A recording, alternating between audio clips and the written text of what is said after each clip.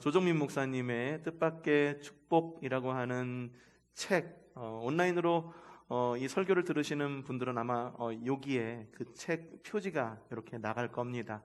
그 책으로 한 챕터씩 한 챕터씩 읽어가면서 과연 우리가 살고 있는 이 세상에서 복을 누리며 사는 삶이란 어떤 것인지, 좀 복에 대한 오해를 좀 풀고 성경적 복에 대해서 좀 잘 이해하기를 바라는 마음에서 바로 이 책, 조정민 목사님의 뜻밖의 축복이라는 책을 한 챕터씩 읽어가고 있습니다. 여러분요, 세상은요 더 많이 소유하고 더 오래 안주하는 것, 그런 것이 복이다라고 이야기를 합니다. 더 많이 갖는 게 중요해요. 누구에게 더 많이 버느냐, 무엇을 더 남기느냐. 많이 남기면 복이다라고 이야기를 하고, 많이 소유할 때 하나님이 나에게 복을 주셔가지고 이렇게 복된 삶을 살아간다라고 이야기를 합니다. 또한 더 오래 안주하는 것을 복이다라고 이야기를 해요. 이사 자주 다니는 것 복이 아니다라고 이야기를 합니다. 자, 성경이 말할 때에 안주하는 것이 복이다라고 이야기하지 않습니다. 떠나는 것이 복이다라고 이야기를 합니다. 많이 거머쥐는 것이 복이다라고 이야기하지 않습니다. 오히려 손에 쥔 것을 펴서 나누는 것이 복이다라고 이야기를 합니다. 왜 이런 역설이 이어지냐라고 물으신다고 한다면, 바로 그러한 노움, 떠남, 이런 것들이 내 의지대로 놓고 내 의지대로 떠나는 것이 아니라 주님의 명령에 의해서, 믿음에 의해서, 주님의 명령으로 믿음으로 떠났기 때문입니다. 아브라함은요, 고향과 친척과 아버지의 집을 떠나서 가나안으로 이주했을 때, 그때에서야 복의 근원이 됩니다.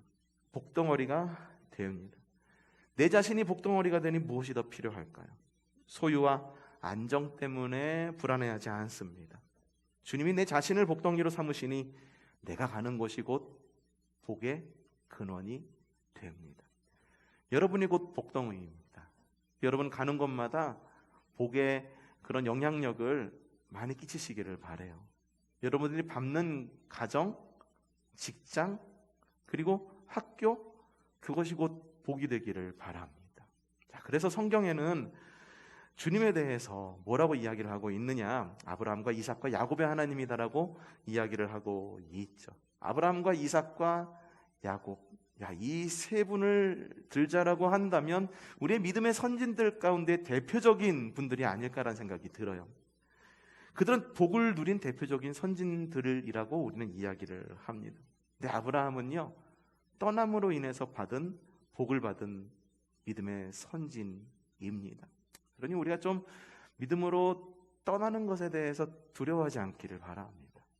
믿음으로 있는 것을 떠나는 것에 대해서 두려워하지 않기를 바랍니다. 주님께서 가라고 명령하시면은 얼마든지 가고, 멈추라 하면 얼마든지 멈출 줄 아는 그런 용기 있는 그리스도인, 주님의 명령이 있기에 순종할 줄 아는 그런 복이 있는 그런 그리스도인이 되기를 바랍니다. 자, 오늘은 아브라함의 아들인 이삭에 대한 이야기를 좀 들어보려고 하는데요. 자, 이삭은 과연 어떤 복을 누렸을까 한번 보도록 하겠습니다. 먼저 이삭이 어떻게 태어났는지를 좀 볼 필요가 있습니다. 하나님께서 아브라함에게 75세가 된 아브라함에게 고향과 친척과 아버지의 집을 떠나라 라고 이야기를 합니다. 주님께서 땅과 자손을 약속하시죠. 그런데 가는 곳마다 땅과 자손은커녕 땅엔 기근이 일고 자손이 언제 자신에게 주어질지 그 기약은 막막하기만 합니다. 아브라함이 75세에 고향을 떠났는데 86세, 86세가 되어서야 그것도 몸종 하갈에게서부터 아들 이스마엘을 얻게 됩니다. 기분 좋았겠죠. 하나님께서 나에게 지혜를 주셔가지고 몸종 하갈에서부터 이스마엘을 얻었으니 너는 이제 내 유산을 이어받을 사람이고, 그리고 너는 복이 될 거야 라고 아브라함은 그렇게 생각했을지 몰라요. 근데 어느 날 하나님께서 나타나셔서 이야기합니다. 이스마엘, 그 약속의 자손 아니야. 너에게 아내가 있잖아. 네 아내가 누구야? 하갈이야? 아니잖아. 사라잖아. 내가 사라를 통하여 너에게 자손을 줄 거야 라고 이야기를 해요. 근데 사라가 이 이야기를 옆에서 엿듣다 보니까는 웃음이 나는 거예요. 왜 그랬냐 하면은 생물학적으로 불임의 나이에 이미 들어섰기 때문이죠. 그래서 사라가 딱 듣기에 야, 이거 아무리 들어도 웃기다는 거죠. 그래서 옆에서 픽 하니 웃었어요. 이 웃은 게 어떤 웃음이었겠습니까? 좋아서 웃은 웃음? 아니면은 어떤 웃음? 제가 생각하기에 아무래도 냉소이지 않았을까. 야, 아무리 하나님이라고 해도 이제 생물학적으로 아이를 가질 수 없는 나한테서 무슨 아이를 준다라고 그래? 야, 내 나이가 어때서가 아니라 내 나이가 몇 살인데 아이를 주시겠다라고 이야기를 하는 거야. 그런데 놀라운 일이 벌어지죠.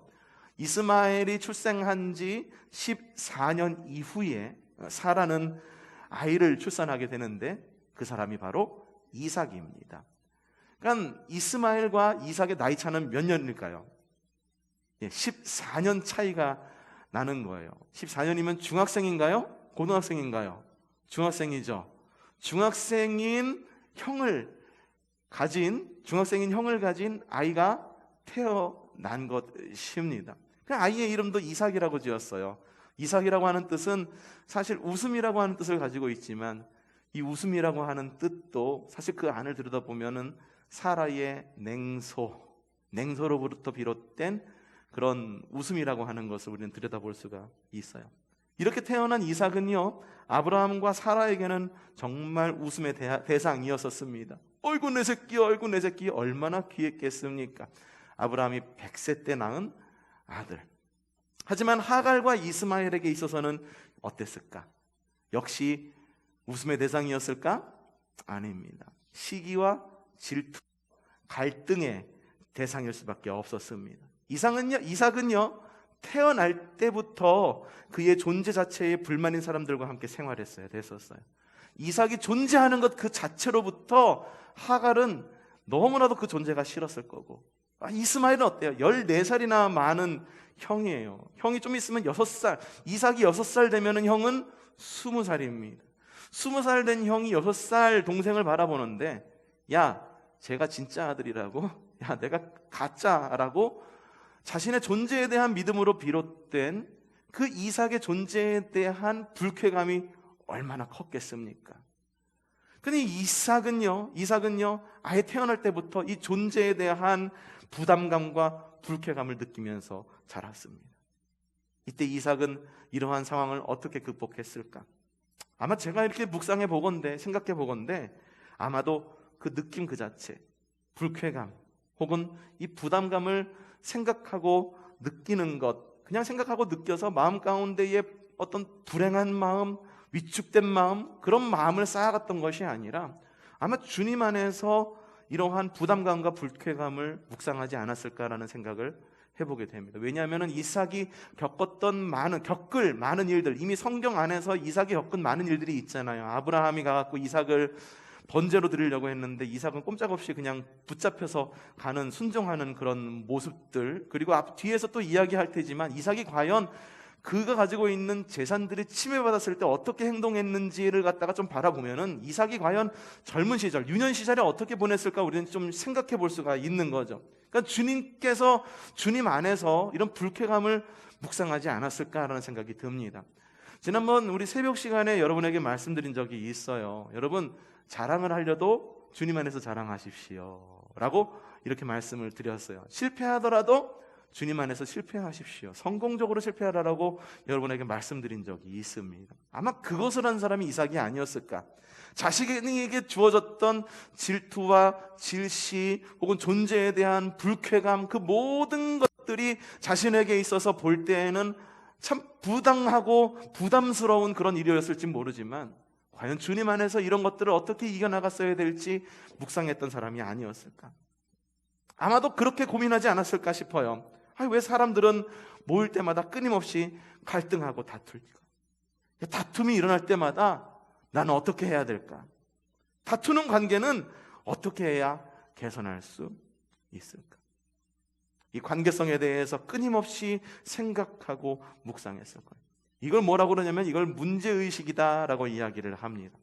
우리 안에 어떤 문제가 일어나요. 근데 문제가 일어나는 걸 운명으로 받아들이잖아요. 그러면은 그 운명으로 인해 가지고 내가 위축되는 사람들이 있습니다. 무서워하는 사람들이 있고 그 뒤로 자꾸 위축돼서 물러나는 사람들이 있어요. 근데 어떤 문제에 대해서 부딪혀서 문제의식을 갖고 그 문제를 해결하려고 하는 사람들이 있어요. 이런 사람들은 앞으로 전진합니다. 성숙합니다. 여러분들은 어느 부류에 속합니까? 저는 여러분들이 이왕이면 여러분들이 생활 가운데 있는, 삶 가운데 있는 여러 문제들 가운데로 인해서 위축되지 않았으면 좋겠어요. 이왕이면 문제의식을 갖고 앞을 향해서 한 걸음 한 걸음 전진하는 믿음의 성도가 되기를 바랍니다. 그런 성도가 되어서 좀 미래를 약속받는 좀 그런 성도가 되었으면 좋겠어요. 현재 위축되어 갖고선 가만히 그냥 경칩이 언젠가요? 지났어요? 개구리도 이제 깨어나는 그런 경칩을 지났는데 우리는 위축되면 안 되는 거예요. 개구리도 깨어나가지고선 이제 깨굴깨굴 거리면서 이제 노래를 부를 텐데, 우리도 우리에게 주어진 문제로 인해 가지고 위축되지 말고 좀 그 안에서 문제의식을 갖고 그 문제를 좀 해결을 볼 줄 아는 그런 지혜가 있기를 바랍니다. 어쨌든 이 이삭은요, 그런 사람이었었어요. 끊임없이 생각하고 묵상하고, 이런 생각과 묵상은요, 장성한 이삭에게 아주 독특하게 문제를 해결하는 그런 문제 해결의 방법을 제공하게 됩니다. 장성한 이 이삭이요, 독립생활을 하게 돼요. 분명 이 이삭은요 약속의 후손입니다. 누구의 아들이기 때문에? 아브라함의 아들이기 때문에, 아브라함의 유업을 이어받은 약속의 자손이에요. 그럼에도 불구하고 이 이삭의 삶을 보면은요, 빼앗기고 또 빼앗기는 삶을 살아가는 것을 볼 수가 있어요. 자, 먼저 좀 성경을 좀 읽어보겠습니다. 창세기 26장 1절부터 2절입니다. 읽어보죠. 시작. 일찍이 아브라함 때에 그 땅에 흉년이 든 적이 있는데 이삭 때에도 그 땅에 흉년이 들어서 이삭이 그랄의 블레셋 왕 아비멜렉, 여러분 기억하세요. 이 아비멜렉 여러분 기억하세요. 뒤에서 또 나옵니다. 아비멜렉에로 갔다. 주님께서 이삭에게 나타나셔서 말씀하셨다. 이집트로 가지 마. 내가 너에게 살라고 한 이 땅, 어떤 땅? 이 땅, 그 땅이 어느 땅이? 이집트예요? 가나안이에요? 아니에요. 가나안을 이미 떠났어요. 가나안을 떠나서 이집트로 가는 그 중간에 그랄이라고 하는 땅, 그 땅에 정착해서 살아라 라고 주님께서 말씀하시는 거예요. 그 땅에 가나안인데 그 땅에 흉년이 들었대요. 아버지 때처럼 흉년이 들었어요. 그래서 아버지께서 어떻게 했는지를 돌아보니까는 아버지께서 가나안으로 갔더라. 그럼 나도 가나안으로 가야지. 그래서 가나안으로 떠나고 있었었는데 그랄이라고 하는 지방에 들었는데 그 그랄이라고 하는 지역에는 블레셋 왕 아비멜렉이 살고 있었던 땅이었어요. 근데 주님께서 그 땅에서 좀 쉬어가려고 이삭이 멈추니까는 야, 너 이집트 가지 마. 이집트 가지 말고 내가 이 땅을 너한테 줄 테니까는 이 땅에서 살아. 알았지? 라고 이야기를 한 거예요. 보통 사람 같으면 어떻게 하겠습니까? 하나님, 내가 이집트로 가려고 하는 목적지가 이집트인데 가도록 여기 정착하더라도 일단 이집트 갔다가 다시 돌아오겠습니다라고 이야기하지 않겠습니까? 그 땅에 뭐가 있는지를 내가 봐야지. 이 땅하고 이 땅 좀 비교해가지고 더 좋은 땅에 좀 내가 정착해야지.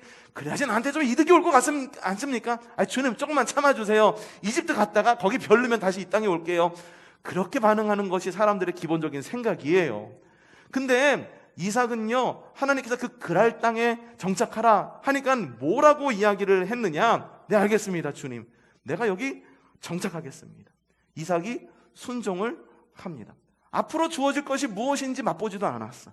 그냥 주님께서 거기 정착하라고 하니까는 정착을 합니다. 그런데 이 그랄 땅에서 이삭이 어떻게 되었느냐? 창세기 26장 12절부터 13절 시작. 이삭이 그 땅에서 농사를 지어서 그 해에 100배의 수확을 거둬들였다. 주님께서 그에게 복을 주셨기 때문에 그가 뭐가 됐어요? 부자가 되었다. 재산이 점점 늘어서 아주 부유하게 되었다. 여러분, 남의 땅이에요. 그 땅에 가서 농사를 지었는데 소득이 몇 배? 100배. 100배라고 하는 거는 기준이 있다는 얘기예요. 그 땅 사람들이 심는 것에 100배를 더 소출했다라고 하는 거예요. 100만 원을 투자하니 100만 원이 됐어요.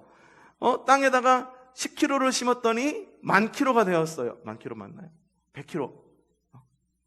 1,000kg? 1,000kg. 1,000kg가 되었어요. 내가 이렇게 계산이 느려. 이래가 날 닮았구나. 그래서 수학을 잘 못하는구나. 내 잘못이었어. 내 잘못이었어. 그런 결과가 나왔다라고 하는 거예요. 그래서 어떻게 됐느냐?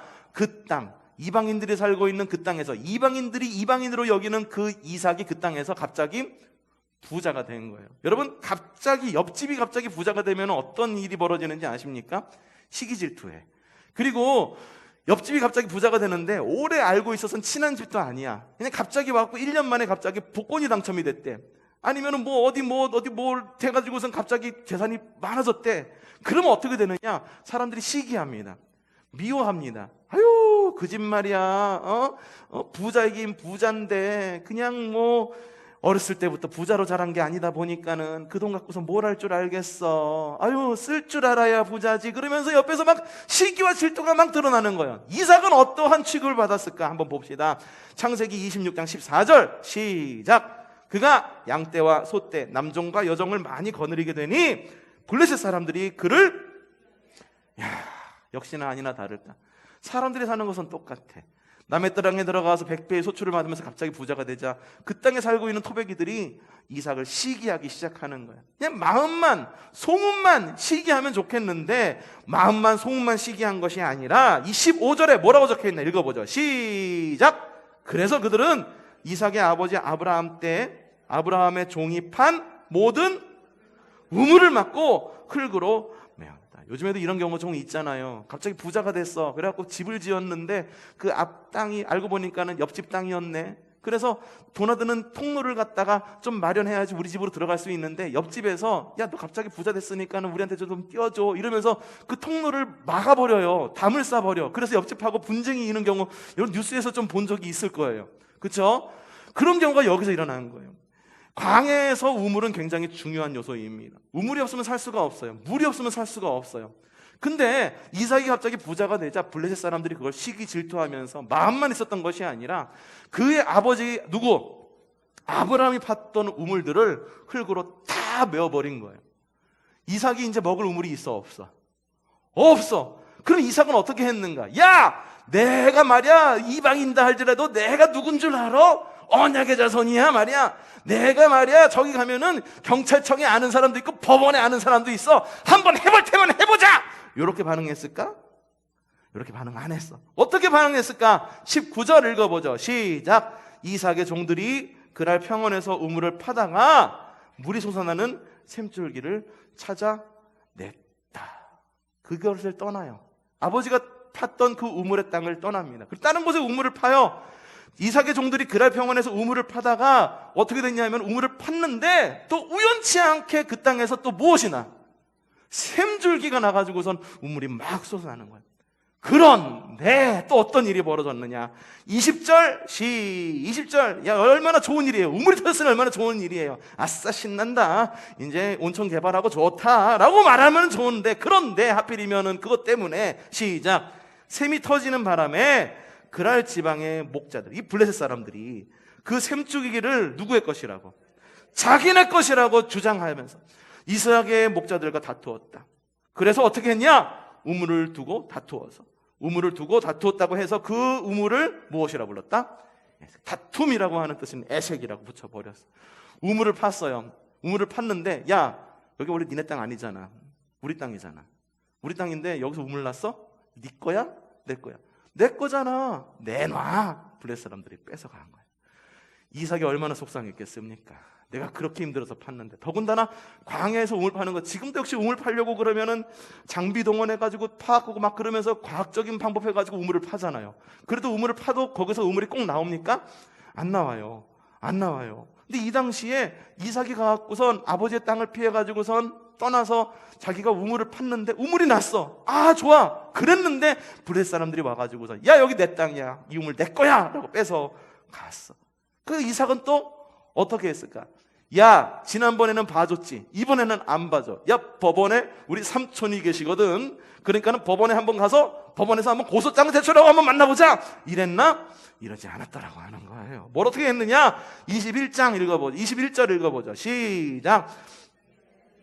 또 다른 우물을 팠는데 그랄 지방에서 또 시비를 걸었다. 그래서 이삭은 그 우물의 이름을 신나라고 하였다.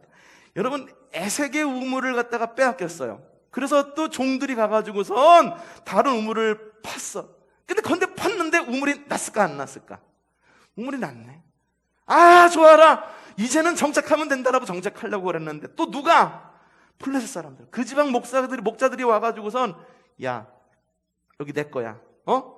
여기 내 거야. 시비를 걸어가지고 그 우물마저도 뺏어 갑니다. 여러분, 광야에서의 우물은요, 말 그대로 로또예요, 로또.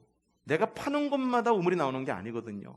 그런데 이삭이 가는 곳마다 땅을 팠어. 그의 종들과 가족들이 땅을 팠어. 근데 그곳에서마다 우물이 펑펑펑펑 막 쏟아지네. 우물이 막 생기네. 이삭에게 있어서 이거는요, 로또 2번 연속으로 당첨되는 거예요. 로또 2번 연속 당첨. 얼마나 좋겠습니까? 로또 2번만 연속 당첨되면은, 우리 교회, 그쵸, 그냥 성전도 새로 싹 올리면 좋을 것 같은데, 이런 행운이 우리에게 오지 않네? 이삭에게 이런 행운이 있었는데, 이런 행운 모두 다 뺏긴 거야. 모두 뺏긴 거야. 로또 당첨되면 요즘에 얼마입니까? 한 10억 원 받아요? 예? 뭐 빼고 그러면은 세금 빼면 한 10억 원 당첨돼도 한 6억 원, 7억 원 받죠? 세금이 꽤 많아요. 불로소득이기 때문에. 받았는데 갑자기 생모가 나타나가지고선 내 거야 라고 이야기를 하네. 그리고 뺏어가는 거예요. 뉴스에서 그런 얘기 많이 보잖아요. 뺏어가고 빼앗기고. 그것도 로또 2번이나 맞았는데 2번 다 빼앗겨. 엄청난 노력을 들여서 판 그 우물이 식솔들과 오랜 시간 공들여서 판 이 우물을 빼앗기고 말아요. 중동 사람들의 특징이 있는데, 이 중동 사람들은요, 소유권에 대해서 매우 철저합니다. 굉장히 민감해요. 땅, 가축, 가족, 가문의 명예, 이것들 다 소유권으로 여깁니다. 그래서 가족의 명예가 실추됐다, 어떻게 되는지 아십니까? 가서 사람을 죽이기까지 해요. 이걸 중동 사람들은 명예살인이라고 이야기를 합니다. 이것도 뉴스에서 보신 적 있을 거예요. 뉴스에서 보신 적이 있을 거예요. 딸이 몹쓸짓을 당했는데 가문의 명예를 위해 갖고선 몹쓸짓을 한 사람에게 가갖고선 어떻게 보복을 하거나 그게 아니라 딸이 가문을 명예를 더럽혔다라고 해서 딸을 살해하는 경우, 이런 것 중동 사람들이 그런 경우 여러분 뉴스에서 종종 본 적이 있을 거예요. 이처럼 중동 사람은요, 자신들의 가족의 명예 굉장히 중요합니다. 소유권 굉장히 중요합니다. 그런데 이삭이 어땠습니까? 이삭은 자기 소유의 우물이 있었어요. 그것도 로또 맞은 것처럼 굉장히 귀중한 우물 몇 개? 2개. 아버지 것까지 합해요. 몇 개? 3개의 우물이 있었어. 근데 이 3개의 우물 모두가 다 누구에게? 블레셋 사람들에게 모두 다 빼앗긴 거야. 다 빼앗긴 거야. 이때 이삭이 어떻게 했습니까? 나의 명예는 굉장히 중요해. 나도 중동 사람이잖아. 이삭도 중동 사람이잖아요. 팔레스타인 사람이잖아요. 그래서 이것을 갖다가 내가 사람들하고 소송하고 못 살게 구는 사람들 내가 법으로 확 눌러가지고서 내가 이걸 뺏어 버릴 거야. 명예살인까지 벌이고 그랬나요? 이삭은 그러지 않았어요. 이삭은 어떻게 했냐면은 그냥 빼앗기는 대로 빼앗겼습니다. 그리고 빼앗긴 이후에 어떻게 되냐면 다른 곳에 가서서 또 우물을 이삭의 식솔들이 보았을 때 이 아버지 이삭, 족장 이삭의 이 권위가 어땠을까? 갈등과 분쟁에 대한 태도가 가족의 명예를 지키려고 나서갖고서 막 싸운 게 아니라 그냥 빼앗기고 다른 곳에 가서 우물 파자. 가장으로서 유약해 보입니다. 족장으로서는 무능해 보입니다.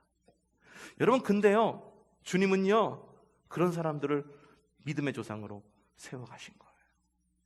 이게 이해가 되십니까? 주님의 시각에 있어서 이삭의 이 행동은요, 무능하고 유약한 것이 아니라 과거의 발목을 붙잡히지 않은 행동이었다라고 하는 거예요. 여러분, 어렸을 때부터 갈등과 분쟁 속에서 자라온 사람들은요, 분노와 복수심에 불타기 쉽습니다. 어렸을 때 내가 이렇게 자랐는데 지금도 이렇게 당해? 어렸을 땐 당했어. 어렸으니까 당했어. 하지만 나도 컸어. 지금은 안 당해. 지금은 내가 악착같이 빼앗긴 것 다시 되찾고 그래가지고선 복수하고 복수의 칼날을 가는 경우가 많습니다. 하지만 이삭은 어땠습니까? 빼앗기고 또 빼앗기면서 거기에 연연하지 않았어요. 거기 연연하지 않았다라고 하는 것, 사람의 눈에 봤을 때는 미련하고 유약하고 무능한 것처럼 보일지는 모릅니다. 하지만 하나님의 눈에는 뭐다? 과거에 묶이지 않은 거다. 이스마엘의 갈등 속에서도, 그래서 이 바울은, 이삭은요 아마도 이스마엘과의 갈등 속에서 배운 것이 그게 아니었을까 싶어요. 형 이스마엘 14살이나 많아.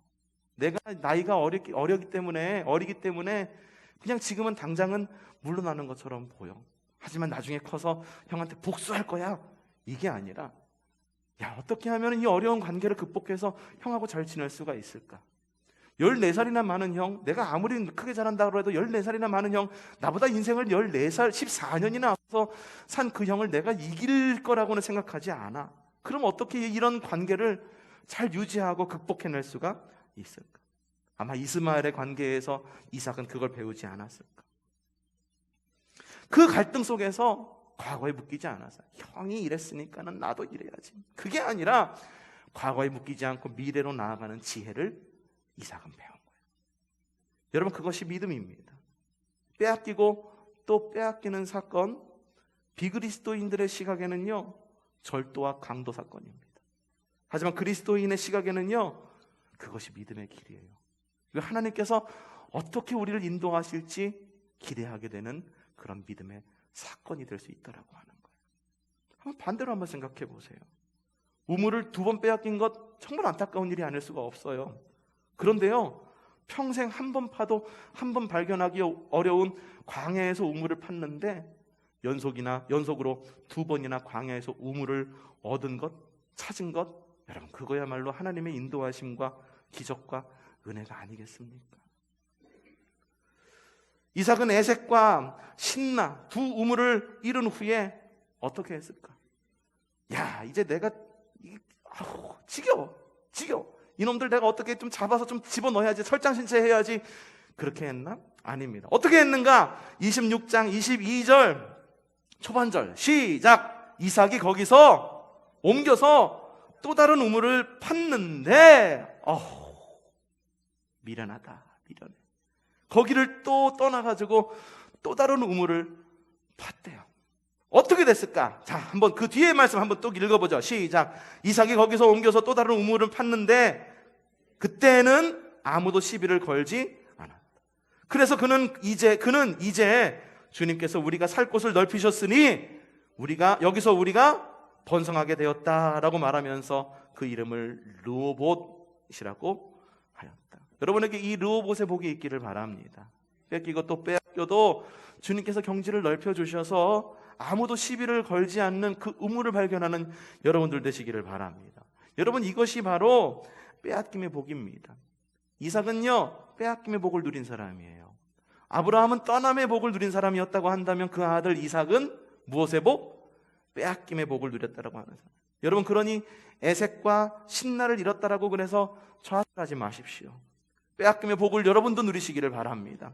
그래서 르호봇, 곧 넓은 장소를 누리는 여러분들 되시기를 바랍니다.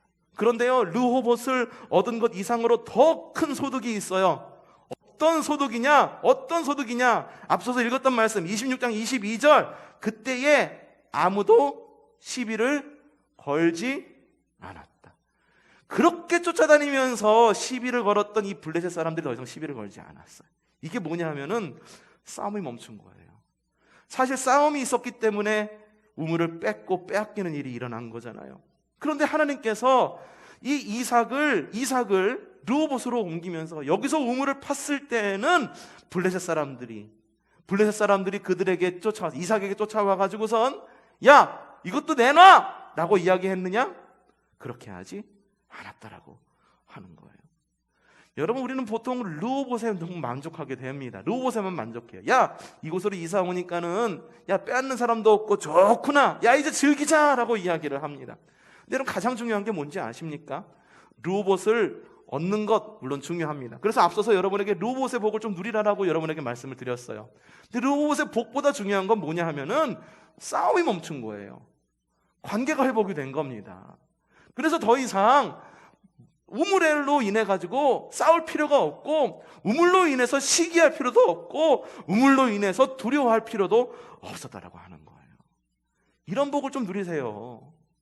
르호봇 주시니까는 아이고 좋다, 주님께서 나에게 복을 주셨다, 거기에 만족해가지고 다른 것에 신경을 못 쓰는 게 아니라, 주님께서 그래도 이런 것을 회복시켜가지고 나로 인해서, 그리고 주님께서 우리의 모든 관계를 회복시켜 주셨구나, 그런 관계의 회복이 일어나는 우리 여러분들이 되시기를 바랍니다.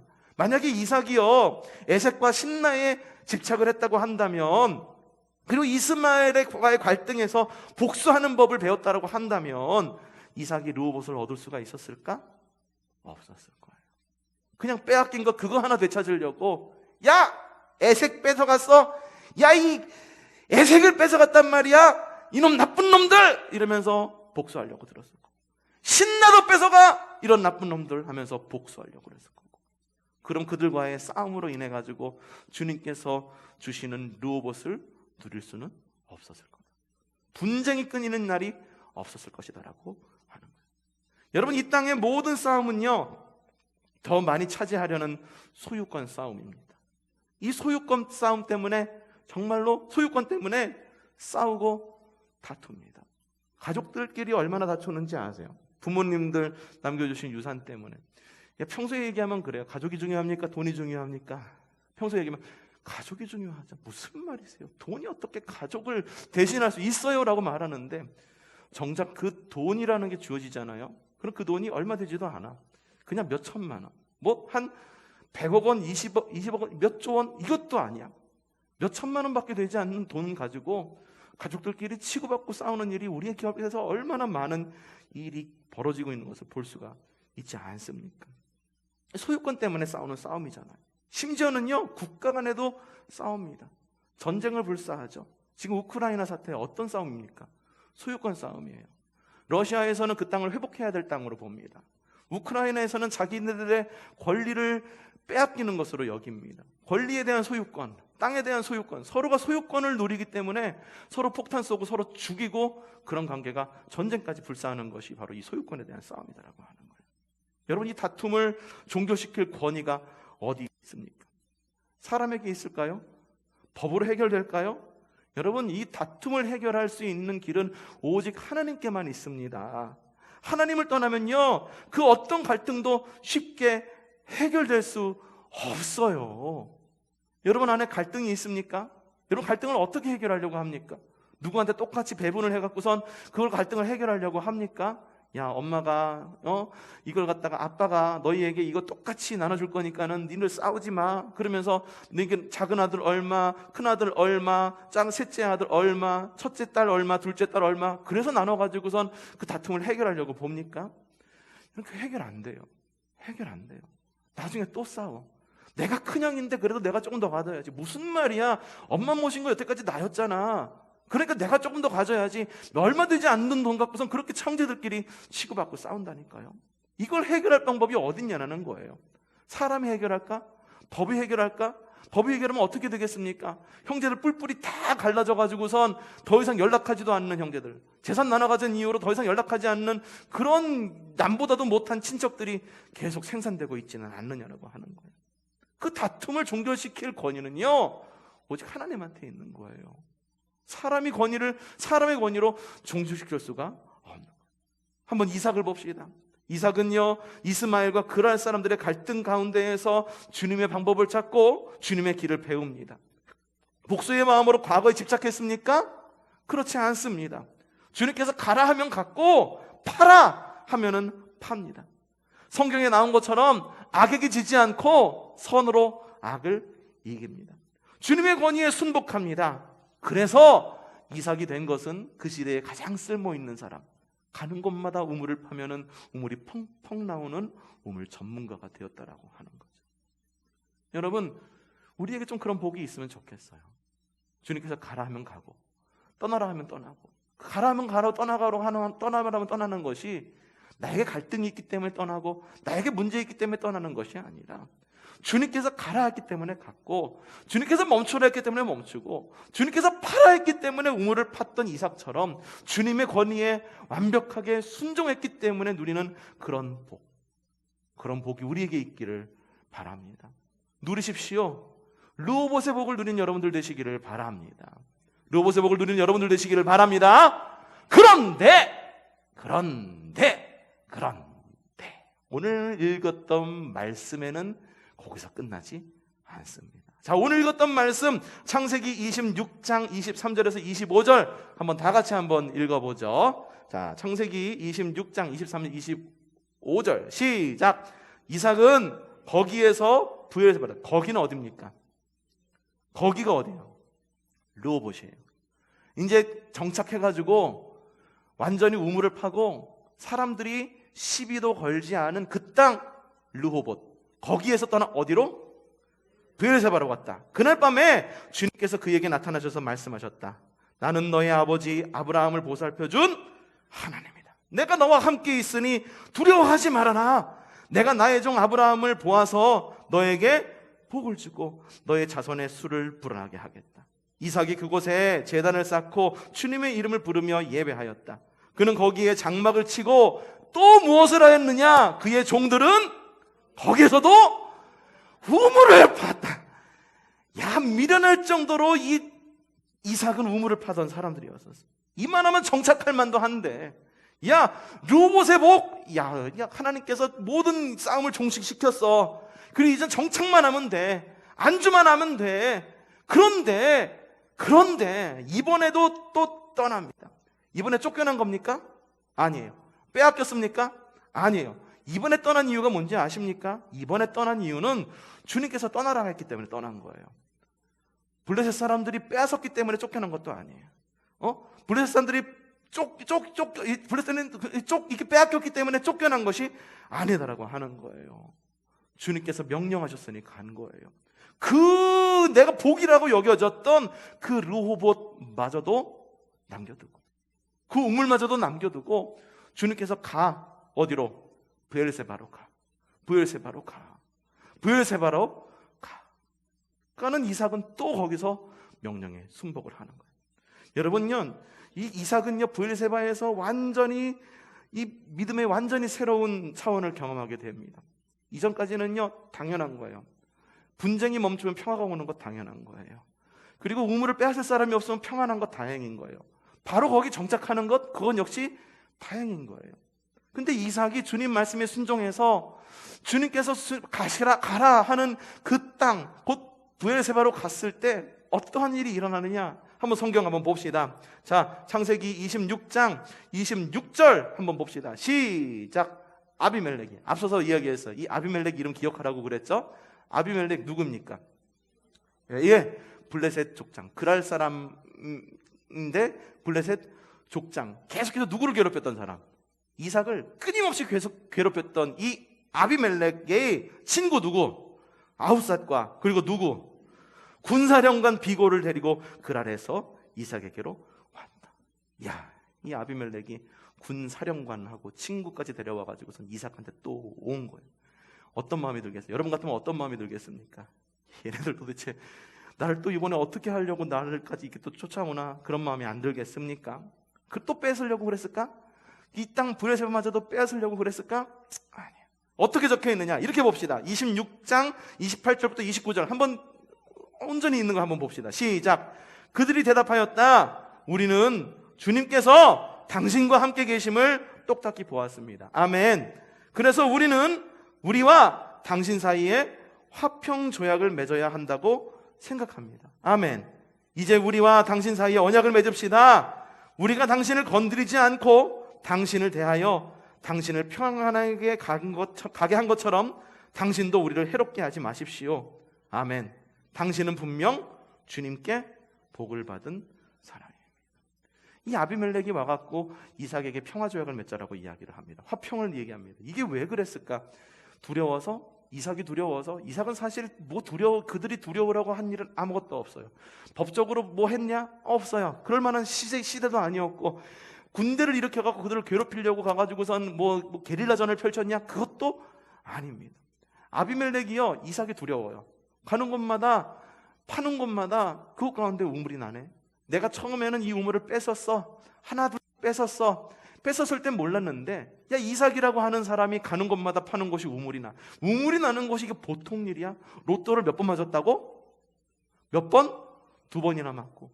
또 가가지고선 르호봇에 정착해가고 거기서 우물을 팠는데 또 거기서도 우물이 또 나고, 주님께서 또 가라고 하는 이 브엘세바에 가갖고 우물을 팠는데 거기서도 또 우물이 나더라.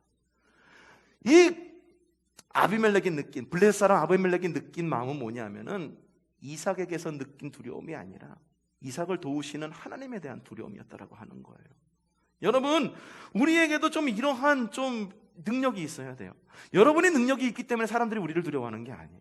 우리에게 능력이 있기 때문에 사람들이 우리를 두려워하는 것이 아니라 우리가 하나님의 능력으로 살아간다는 것을 알기 때문에 사람들이 우리를 좀 두려워할 줄 알아야 된다고 하는 거예요. 그들이 두려워하는 것이 우리입니까? 하나님입니까? 이 하나님이에요. 그러면 이름이 드러나는 게 우리의 이름이 드러납니까? 하나님의 이름이 드러납니까? 하나님의 이름이 드러나는 거예요. 그것이 바로 브엘세바의 복이라고 하는 거예요. 르호봇의 복, 여러분들 느끼기에 어떻습니까? 정말로 머물 만한 곳이에요. 우물을 팠는데 그 아무도 시비 거는 사람이 없어. 이제 정착해도 될 것 같아. 근데 주님께서는요, 그것보다 더 높은 차원의 것을 우리에게 예비해 주시고 있다라고 하는 거예요. 르호봇의 복이 아닌 브엘세바의 복이다라고 하는 거예요. 이삭이 마련한 이 땅, 브엘세바라고 하는 이 땅이 어떤 땅인지 아십니까? 성경에 보면은요, 관용구가 있어요. 단에서부터 브엘세바까지. 이스라엘 땅을 말하는데 단에서부터 브엘세바까지라고 하는 관용구가 있어요. 이 말이 뭔지 아세요? 단은요, 이스라엘 사람들이 이후에 정복한 그 가나안 땅의 제일 위에 있는 땅이 단이라는 지명의 땅이었었어요. 그리고 제일 아래에 있는 땅이 뭐냐면 바로 그것이 브엘세바예요. 그래서 단에서부터 브엘세바까지라고 하는 말은 뭐냐면 우리말로 바꾸자면은 백두에서 할라까지, 할라에서 백두까지 온 이스라엘을 통칭하는 관용구가 바로 단에서부터 브엘세바까지. 이삭이 누렸던 복이 뭔지 아세요? 남쪽으로 과연 이스라엘 땅이 어디까지 복을 받을 수 있고 어디까지 땅을 유업으로 물려받을 수 있는지 그 한계를 지은 사람이 바로 이삭이라고. 그렇기 때문에 의미가 있는 거예요. 여러분, 억울한 마음과 분노는 당연한 감정입니다. 하지만 이 억울한 마음과 분노에 매이지 않는 것은 믿음의 결단이고 성령의 능력입니다. 여러분, 우리는요 지금 어디에 집착하고 있습니까? 에색에 집착하고 있습니까? 신나에 집착하고 있습니까? 아니면은 르호봇에 집착하고 있습니까? 여러분, 과거에 집착하지 않는 것도 하나님께서 주시는 복입니다. 과거에 이랬는데 지금은 어떻고?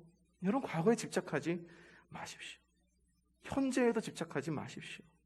1차원적인 욕망에 사로잡히지 마십시오. 단지 우리가 집착할 것은 주님의 이름에 집착하는 여러분들 되십시오. 바로 그곳에 브엘세바의 복이 있습니다. 바로 그곳에서 미래의 이스라엘의 남쪽 끝 한 개의 복이 그 가운데 있음을 기억하십시오. 에색과 신나와 르호봇의 경지를 넘어 브엘세바에서 믿음의 새 경지를 쟁취하는 여러분들 되시기를 바랍니다. 그런 복을 누리는 여러분들 되시기를 바랍니다. 이삭이 얻은 복 결말입니다. 이삭이 얻은 복, 이 복이 어떤 복입니까? 우물을 잘 팠기 때문에 얻은 복입니까? 아니에요. 그냥 어려움이 있었을 때 피해 다녔기 때문에 얻은 복입니까? 그것도 아니에요. 이삭이 얻은 복은 단 한 가지예요. 어렸을 때부터 이스마엘과의 관계, 새엄마의 관계, 그 관계에서 어떻게 하면 이 관계가 평화를 누릴 수 있을까? 주님 안에서 성공적으로 실패하고 성공적으로 묵상하면서 그 가운데에서 세워진 주님의 권위에 순종하는 할 줄 아는 그러한 마음에서 주어진 복이다라는 것, 여러분들 기억하시면서 이 땅 가운데에서 브엘세바의 경지의 복을 누리는 여러분들 되십시오. 사람들이 주님을 보고 우리가 잘 되는 것을 보고 주님을 두려워할 줄 아는 그런 믿음의 성도들 되시기를 바랍니다. 그런 성도가 되기를 주님의 이름으로 축복합니다.